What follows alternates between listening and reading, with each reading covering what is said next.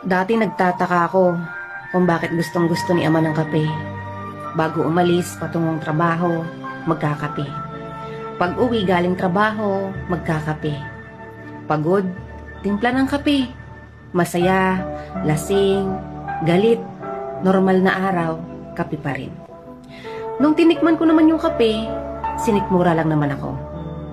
Pero nagbago ang tingin ko sa kape nung nagsimula na akong magpuyat sa mga pangarap para sa aking pamilya at sa aking sarili.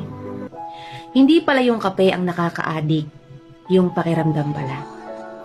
Hindi lang kasi siya basta likido na may matamis at mapait na lasa.